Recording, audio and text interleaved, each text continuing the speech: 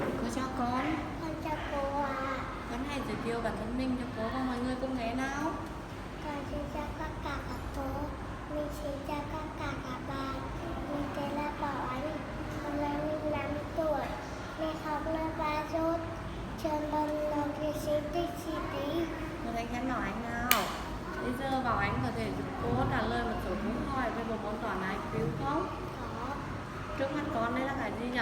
28 anh tín. Cái gì? Ban gì nhỉ? Ban chủ nhật. À đúng rồi. Đấy là người bạn ban tính mà xuyên suốt trong quá trình học bộ môn toán IQ của chúng mình đấy. Nó là người bạn ban tính. Rồi. Người bạn ban tính của chúng mình có khung hình gì? Khung hình gì đấy? Chủ nhật. À đúng rồi, nó có khung hình chữ nhật này. Nó có thánh gì? Ngán. Rất giỏi của các con nào. Thanh ngang có nhiệm vụ làm gì nhỉ? Thanh ngang có nhiệm vụ làm gì? Chia ban tính thành mấy phần nhỉ? Vân. Đó là phần phía Trên. và phần phía Dưới. rất giỏi của các con nào. Phía dưới thanh ngang có tất cả mấy hạt ban tính.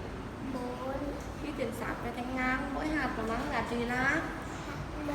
Rất giỏi của các con nào. Phía trên thanh ngang có mấy hạt ban tính. Khi chuyển sát về thanh ngang nó mang là gì là?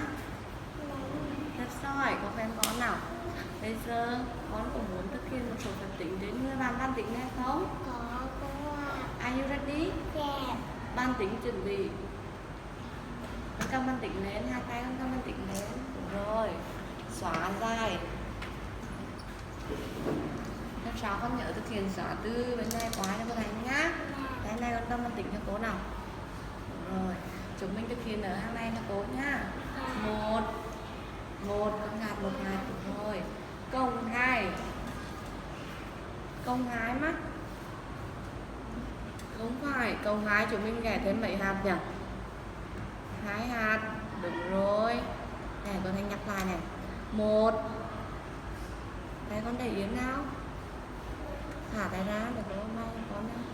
Cộng 2 chúng mình ghẻ thêm 2 hạt này. 1 2 cộng 2.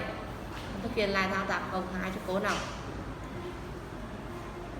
Cộng 1 cộng chúng mình sẽ thực hiện phép tính ghẽ các hạt ban tính tiến sát vào thanh ngang. Con nhớ chưa? Cộng 1 chúng mình gạt thêm một hạt. Một hạt đấy. Kết quả là bằng 3. bằng bao nhiêu?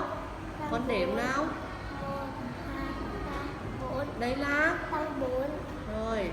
Con xóa 2. Con ghẻ đấy mà. 2 hạt. Đúng rồi. Cộng 2 trừ 1. Chính xác, kết quả là bằng 3. rất giỏi của các con nào. Xóa. Bây giờ chúng mình thực hiện một số phép tính khó hơn nhé. Dạ. 5 nắm ở đâu nhỉ? Không phải, nắm ở đâu?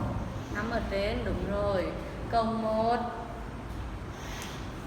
nắm thôi này. Cộng 1 con nhớ chưa? Cộng 1 này.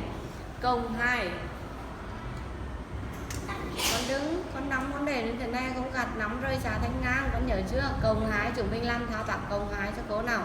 1 2 kết quả là bằng 5 5 6. 6 7 8. Đấy là Bằng 8. rồi. Cô Thanh các con nào. Cô Thanh thấy trong học kỳ 2 bạn Bảo Ánh đã rất cố gắng, nhưng mà cô chúc con trong học kỳ tiếp theo phải cố gắng này và học tập thật tốt hơn nữa nhá. Dạ cô ạ. Rồi, cô chào con.